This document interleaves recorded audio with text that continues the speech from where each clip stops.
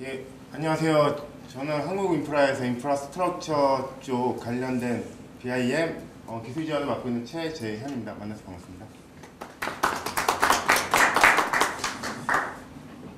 예, 제가 오늘 소개해 드릴 내용은요, BIM 설계를 하는 꼭 필요한 그 툴에 대해서 일단은 소개를 해 드리려고 합니다. 지금 김영희 과장님께서 BIM에 대해서 상세하게 소개를 해 드렸는데, 요 BIM이라는 이런 개념이 원래는 건축 쪽에서 먼저 이렇게 도입이 됐거든요. 그러니까 건축 쪽에서 3D로 설계를, 건물에 대해서 3D를 설계를 하고 그 3D 설계된 데이터를 뭐 관리하고 뭐 그런 차원에서 도입이 되었는데, 솔직히 토목 쪽 빔 같은 경우는 조금 이게 출발이 좀 늦다라고 이렇게 보셔도 뭐 할 겁니다. 근데 그런 출발이 늦는 대신 이런 BIM 솔루션 적용을 하는 이런 프로그램 같은 게 잘 나와져 있고요. 거기에서 그 각각으로 역할을 담당하는 제품들이 뭐가 있는지에 대해서 제가 오늘 소개를 해 드리려고 합니다. 일단은 제가 제품 소개를 BIM 솔루션을 소개하기 전에 건설 프로젝트 인프라스트럭처 쪽이죠. 건설 프로젝트 전반적인 그런 프로젝트를 살펴보면은 먼저 맨 처음에 뭐 설계만 이루어지는 게 아니잖아요. 먼저 계획 단계에서부터 설계, 시공, 유지 관리까지 건설 인프라스트럭처 그 시설물이 폐기되는 그 과정까지 생겨나기 시작해서 폐기되는 그 과정까지 전 범위를 일단 통합적으로 관리하는 게 일단 BIM이다라고 이렇게 인식을 하시면 될 것 같습니다. 그래서 여러분들 지금 하시는 업무가 설계단에서 일단은 그 프로젝트를 진행을 하시지만은 여러분들이 진행했던 그런 설계 그런 그 모델링 데이터가 뭐 시공에서도 적용이 되고 그 데이터가 또 유지 관리까지 가서 이용이 된다라고 이렇게 간단하게 알아두시면 될 것 같습니다. 그래서 아까도 김영희 과장님께서 말씀을 하셨는데, 이런 게 그냥 한 분야에서만 일단은 적용되는 건 아니고요. 그러니까 계획 단계에서부터 설계, 시공, 유지, 보수까지 전 그 건설 프로젝트에 다 적용이 되는 모델링이 구축이 되어야 한다라고 이렇게 보시면 될 것 같습니다. 그래서 그 건축 쪽 BIM 관련해서는 BIM이 빌딩 인포메이션 모델링의 약자거든요. 그래서 빌딩이라고 하면 뭐 건축 그런 그 모델링으로 이렇게 보시면 되는데, 건축 같은 경우는 이런 BIM이 활성화된 게 한 2008년도 정도에서부터 그게 좀 활발하게 움직이기 시작하면서부터 최근에는 그게 지금 범용화됐죠. 범용화돼가지고 일단 건축에서는 BIM을 설계해야 된다라고 건축 엔지니어들은 대부분 알고 계십니다. 근데 토목 쪽은 이게 좀 늦다라고 이렇게 보시면 될 것 같고, 2010년도에서부터 11빔이라고 이렇게 그 포럼이 창립을 해가지고 조금씩 11 쪽에서도 BIM으로 이제 설계를 해야 된다라고 조금씩 일단 이슈화 되고 있고, 이런 것들이 토목적인 분야가 많잖아요. 뭐 철도부터 해가지고 도로, 뭐 수자원, 항만, 뭐 그 각각의 그 전범위를 뭐 포괄할 수 있는 그 BIM이 구축이 돼야 된다라고 이렇게 보시면 될 것 같습니다. 그래서 이것도 같은 맥락인데요. 그러니까 그 건축 쪽 이게 그 CAD 사용하는 유저들이거든요. CAD 사용하는 유저들이고, 이쪽이 그 건축을 실질적으로 하는 BIM을 적용하는 유저들입니다. 그래서 CAD는 지금 보시면 현재는 범용화되었죠. 범용화되고 2D 설계라는 게 당연시 CAD로 예전에는 그 선배들 같은 경우는 뭐 수작업으로 많이 이렇게 작업을 했었는데, 이제 수작업으로 작업하시는 분들 안 계시죠?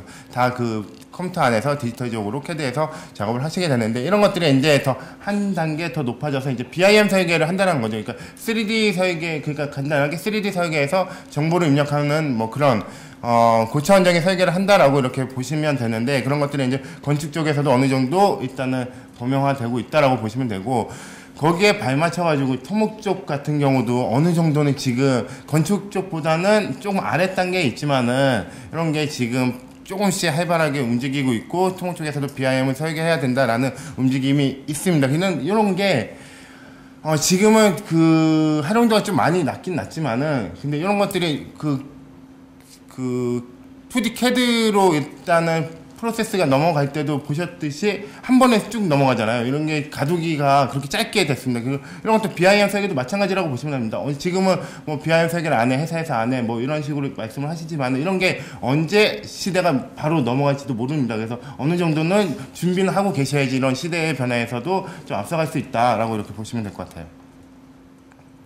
그래서 요게 지금 토목 쪽 BIM을 하는 뭐 기사들을 제가 잠깐 뽑아왔는데, 이게 아까도 김영희 과장님께서 아까 제가 차트를 잠깐 보여주셨는데, 그 건설기술연구원 쪽에서도 이쪽에서도 이제 단계별로 일단 BIM을 추구를 인프라스트럭처 쪽에서 단계별로 그 BIM을 추구를 해야 된다라고 해가지고 그 한 6단계 그 5단계인가 6단계 사업을 일단 추진하겠다라고 이렇게 말씀했습니다. 그래서 올해는 어느 정도 하고 2단계 뭐 내년에 어느 정도 하고 그런 것들을 가이드라인이 일단은 이제 순차적으로 나오게 돼서 그 통합적 BIM을 여러분들 설계를 하는 데 있어가지고 문제가 없이 진행하지 않을까 이런 생각을 하게 됩니다. 이런 BIM이라는 개념이 나오게 된 이유가 있죠. 그 건축이라든지 토목 같은 경우 이렇게 보시게 되면은 건물이라든지 시설물 같은 게 조금 이제 많이 그 대형화되고 있죠. 대형화되고 있고 또 그 시설물들이 복잡화되어져 있고 또 이제는 또 첨단화되어지기 때문에 이게 단순하게 뭐 2D라든지 뭐 이런 모델링으로서는 이제 그 커버를 할 수가 없다는 거죠. 그 데이터를 관리를 하거나 이런 할 수가 없다는 거죠. 그렇기 때문에 이런 BIM 설계라든지 뭐 이런 기술적인 차원이 점점 증가가 되고 있다라고 이렇게 보시면 될 것 같고요. 그래서 지금 아까도 미국이라든지 일본 사례 BIM 설계 사례를 보여주셨는데, 미국이라든지 일본 같은 경우는 BIM 설계가 좀 많이 범용화되어져 있어요. 토해양부 쪽에서 뭐 도로라든지 교량 쪽으로 해가지고 실질적으로 BIM 설계를 하라고 딱 명목이 나왔다고 하더라고요. 그래서 오토레이드 솔루션을 이용을 해가지고 뭐 설계를 하고 데이터 구축까지 이렇게 하는 식으로 갔다라고 합니다. 그래서 점점 우리나라도 이 BIM 설계가 발주가 의무화되지 않을까라고 이렇게 생각을 하게 됩니다. 그럼 이런 게 그 각각의 그런 계획 단계에서부터 뭐 유지 관리까지 가게 되는데, 이런 2D 도면하고 3D 그런 BIM 설계 도면하고 차이점을 이렇게 보시게 되면요. 그러니까 도면들이 이렇게 주고받고 왔다 갔다 하게 될 때 보면은 손실이 생기잖아요. 시공 도면은 일단 그 설계를 다 마치고 나서 시공을 할 때 딱 보게 되면은 시공이 바로 이루어지는 게 아니라 한 3, 4년 뒤에 있다가 뭐 그 프로젝트 건설 시공이 이루어지게 되면 여기 설계가 어떻게 됐는지 또 설계사한테 물어보게 되면은 또 담당자는 또 어디 갔는지 또 바뀌어져 있고 하다 보니까 이게 자꾸 끊기게 됩니다. 같이 가게 되는 유순하게 넘어가는 게 아니라 끊기게 됩니다. 이런 것들을 한번 유순하게 데이터를 통합적으로 관리를 하자라는 차원에서 BIM이 지금 더 기술적으로 들어가고 있다라고 보시면 되고, 이런 BIM 기술 같은 경우는 그 전까지 데이터를 따로따로 이렇게 관리하던 기술이다라기보다도 데이터를 하나의 모델로 통합하는 기술이다라고 이렇게 보시면 될 것 같습니다. 이렇게 통합 모델을 해가지고 각각의 분야에서 가치 있다는 데이터를 쓸 수 있는 뭐 기술이다라고 보시면 되는데, 이런 것들이 3D 설계에서만 일단 끝나는 건 아니고요. 이런 3D 설계 안에 하나하나의 부재의 정보가 들어가는 된다라고 보시면 됩니다. 그래서 형상 정보만 있는 게 아니고요. 이런 인포메이션 정보가 같이 들어가 있어야지 피팅 인포메이션 모델링이 된다라고 이렇게 보시면 될 것 같습니다.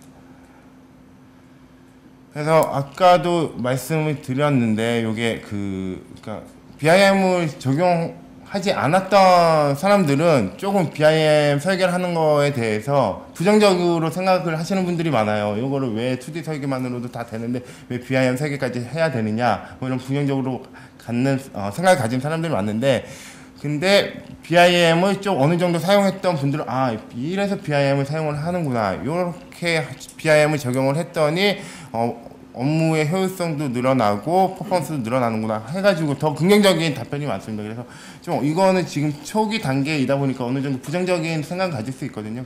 그렇지만 좀 어느 정도 도입을 하게 되면은 BIM의 이점을 충분히 알 수 있지 않을까 생각을 하게 됩니다. 그래서 제가 지금 본론으로 들어가게 되면은 이런 BIM을 적용하는 솔루션에 대해서 제가 간단하게 일단 소개를 해드리도록 하겠습니다.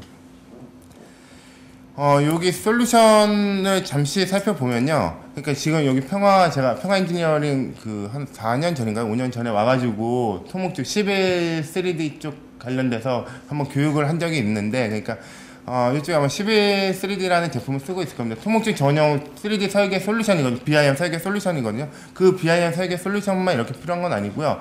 그거는 설계에서만 국한돼서 일단 쓰여지는 거고, 근데 여러분들이 설계에서만 쓰여지는 게 아니라 계획 단계라든지 뭐 이런 것도 이 설계 단계에서 모델링 됐던 게 시공 단계에서 어떻게 쓰여지고 유지 관리에서는 어떻게 쓰여지는지에 대해서 알 수 있는 뭐 전반적으로 일단은 포괄할 수 있는 그 솔루션에 대해서 일단은 제가 소개를 해드리려고 합니다. 그래서 2D GIS적인 업무를 담당할 수 있는 뭐 스탠다드의 제품이 있고요. 그 다음에 3D 설계를 하는 뭐 인프라스트럭처 디자인 스윗의 프리미엄 설계 솔루션이 있고요.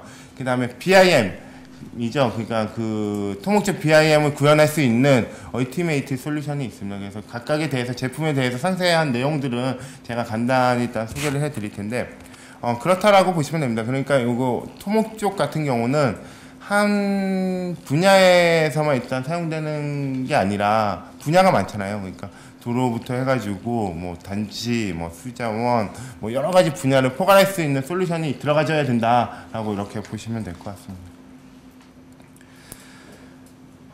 그래서 이거 오토캐드 맵3D라는 솔루션이 들어가져 있는데요. 맵3D 같은 솔루션 같은 경우는 GIS 데이터를 다룬다라고 보시면 됩니다. 그래서 이 GIS 데이터 같은 경우는 도시 관리를 하는 데서 많이, 도시 계획을 하는 분야에서 많이 쓰여진다라고 이렇게 보시면 될 것 같고요. GIS 데이터를 바로 가지고 와가지고 그 GIS 데이터를 DB 데이터하고 같이 관리하는 제품이다라고 보시면 됩니다. 이런 게, 그러니까 그 CAD 객체에서, CAD 객체가 있잖아요. CAD 객체, 그러니까 CAD는 CAD 객체 형상 정보만 있거든요. CAD 객체만 있는 거를 GIS DB 정보, 인포메이션 정보하고 같이 매핑을 시켜주는 솔루션이다 라고 보시면 됩니다. 그러면은 그 형상 정보하고 DB 정보하고 같이 관리를 해가지고 그런 도시 계획이라든지 이런 유틸리티 계획이라든지 뭐 이런 것들을 관리해주는 솔루션이다 라고 이렇게 보시면 됩니다. 이거는 뭐 계획 단계에서나 유지 관리 단계에서 일단 쓰여지는 인프라스트럭처 쪽에서 쓰여지는 솔루션으로 이렇게 보시면 될 것 같습니다.